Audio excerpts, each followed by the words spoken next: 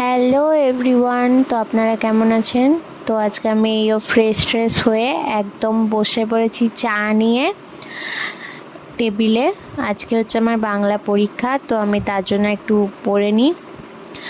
আর আপনারা কারা কারা পরীক্ষা দিচ্ছেন তারা একটু আমাকে কমেন্টে হাই করে দেবেন। এরপর আমি কিছু খেয়ে নিলাম, তারপরে আমি রেডি হব স্কুল যাওয়ার জন্য।